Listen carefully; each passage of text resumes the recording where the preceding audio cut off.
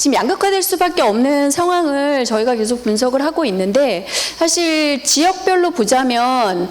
예를 들어서 지금 수도권에서도 경기 인천 지역은 아시는 것처럼 올해까지 입주 아파트에 대한 부담이나 이런 것들이 상당히 좀 크게 작동을 하고 있는 상황입니다. 근데 예를 들어서 상대적으로 올해 선행적인 회복력을 보였던 서울 같은 경우는 뒤에 보시는 것처럼 실제로 한 35,000 정도 저희가 요구되는 신축 아파트 연도별 이제 공급 필요량에 비해서 올해 내년 한 25년 정도까지도 입주 예정량이 그렇게 많은 편은 아닙니다. 그러다 보니까 서울 지역도 뭐 역전세에 대한 부담도 서울 지역도 있고, 가격이 최근에 뭐 급매물보다는 많이 좀 반등해서 부담스러운 부분, 혹은 여기서 더 빨리 올라가기에는 시간이 좀 걸리지 않겠냐, 천천히 가겠다, 뭐 여러 가지들이 작동하고 있지만, 근원적으로 수급에 대한 분석에서는 여전히 이렇게 좀 공급이 아직은 좀 충분치 않은 걸로, 투자 수요 규모에 비해서는 부족한 걸로 판단되는 지역들에 좀 몰리는 경향성을 보이고 있고요. 그래서 약간 고가군 중에서는 재건축을 통해서 이제 신흥 부촌 아파트 지구가 형성된 뭐 잘 아시는 뭐 반포라던가 최근에 이제 뭐 개포라던가 이런 지역들에 약간 좀 고가군을 투자하는 흐름 등은 저희가 이제 거래 빈도들이 좀 많았고, 그 다음으로 이제 뭐 송파라던가 이렇게 좀 강동이라던가 연접한 지역들의 아파트 같은 것에서 거래 빈도가 좀 형성이 돼서 서울 쪽에서 그래도 주거를 해결하면서 나중에 이제 회복기를 겨냥한 아파트 포트폴리오를 운영하시는 분들의 관심들이 좀 몰렸습니다. 그런 관점에서 볼 때 사실 아직은 좀 불확실성이 있는 상황에서 최소한 좀 안전적인 접근을 하려면 이런 수요자들의 선호나 이후의 상품성을 고려해서 분양이나 입주나 신축류에 좀 일단 고가 시장에서는 접근을 하시는 게 최대한 좀 안전한 전략일 수밖에 없는 상황으로 이해가 됩니다. 그래서 보시는 것처럼 당장 이제 입주해서 쓰실 수 있는 뭐 서울이나 지방 쪽 이제 주요한 학군이나 교통이 좀 용이한 상급지, 주거, 정조 여건이 좋은 지역들에 있는 입주, 대단지들, 브랜드 아파트들에 대한 검토들이 일단 약간 자금 여력이 있으신 분들 같은 경우에는 가능할 수 있을 거고요. 분양 같은 경우는 아시는 것처럼 저희가 청약 당첨에 대한 불확실성이 있기 때문에 뭐 전략으로 접근하기는 어렵습니다만, 아시는 것처럼 저희가 일부 청약 제도가 완화되면서 추첨제들이 일부 좀 생기고, 분양 원가가 앞으로 물가와 연동해서 계속 오를 거다라는 전망들이 우세한 상황이다 보니까 가격이 비싸지만 그래도 신축 아파트를 공략한다면 신규 분양 쪽에서 계속 청약은 적극적으로 가담을 하시는 이런 부분들이 있고, 특히 서울 같은 경우는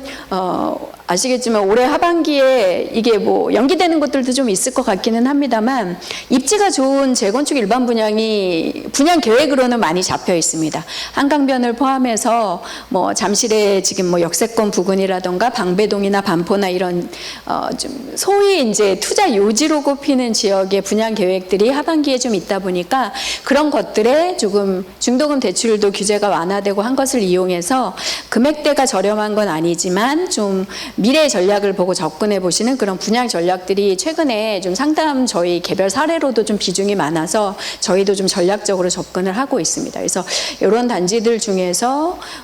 사실은 특별 공급분이나 뭐 이런 것들도 지금 뭐 중도금 대출 이런 거 풀리면서 같이 좀 완화가 된 상황이라서 금액 자체에 대한 본인의 매수가 가능한지에 대한 판단이 우선이긴 하겠지만, 청약 상품적으로는 이제 접근할 만한 가치가 좀 있는 것으로 판단이 됩니다. 저희가 이제 장기적인 불확실성 때문에 사실은 연평균 수익률이나 이런 것에서는 굉장히 좀 이제 보수적으로 접근해야 되는 게 재건축이기는 하지만, 아시는 것처럼 최근에 이제 뭐 서울시나 이런 아니면 뭐 경기 1기 신도시의 광역 재건축, 뭐 신도시 특별법 같은 이제 정부 당국이나 아니면 이제 지자체 시 단위에서의 여러 가지 좀 신속하게 정비 사업을 하고자 하는 이런 규제 완화들이 더해지다 보니까 좀 중장기적으로 여유자금 재건축을 투자하는 것에 대한 상담들도 저희 이제 사례적으로는 좀 늘어나고 있는 부분입니다. 근데 물론 여전히 뭐 아시는 것처럼 서울 재건축 투자에 있어서 뭐 초과이익 환수제 같은 것들 확정되지 않은 부분이라던가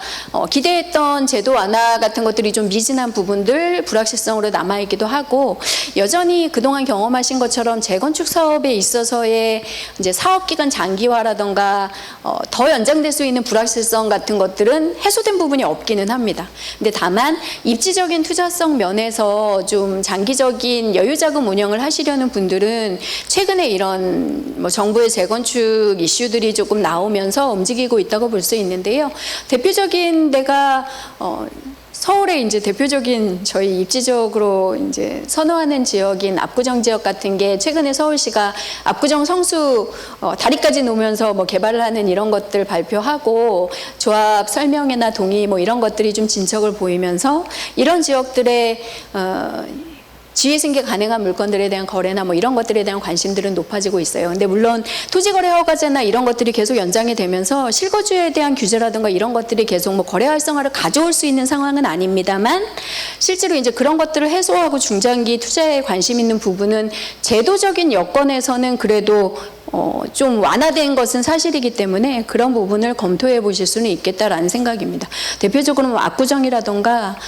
이제 서부권의 목동이라던가 아니면 뭐 잠실 지역이나 뭐 건너편에 이제 광진 쪽이라던가 이렇게 좀 재건축 대상 아파트들이 많이 몰려 있는 좀 중노후화된 지구들에 대한 관심들이 당분간은 있을 걸로 보여지는데요. 아시겠지만 서울시가 갖고 있는 중장기 도시개발 모형 자체의 대표적인 권역들이 또 그 아파트 지구들을 대부분 포함하고 있기 때문에 그런 지역들을 중심으로 장기 포트폴리오를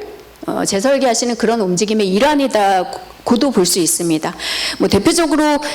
저희가 가격에 대한 부담 때문에 선뜻 진입은 못하지만 전형적인 이제 투자 전통 지역인 강남권 외에도 최근에 이제 성수 중공업 지역을 포함해서 이제 북부 쪽으로 IT 혁신축 계획 나온 것들이 서울 강북권에 대해서도 조금 관심을 가져온 부분들이 있었고요. 아시는 것처럼 여의도 그리고 용산 광화문까지 연결되는 도심 중심 금융 라인하고 이제 행정축 같은 것들이 그쪽에 포함되고 있는 뭐 용산 쪽의 재건축 지구나 여의도의 재건축 지구나 이런 데들의 관심들을 계속 좀 건드려주고 있는 상황입니다. 서부권은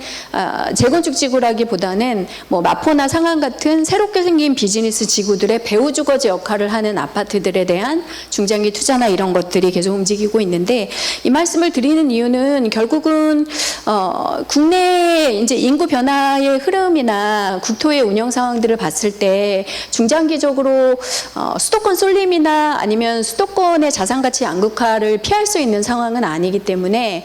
실제로 이제 좀 포트폴리오 조정이 가능하시거나 접근이 가능하신 경우에는 수도권 집중 전략이 최우선적인 밑바탕에 깔려 있는 전략이 될 수밖에 없을 것 같기는 합니다. 그런 측면에서 서울만 보시자면 서울의 지형 한강을 포함해서 갖고 있는 중장기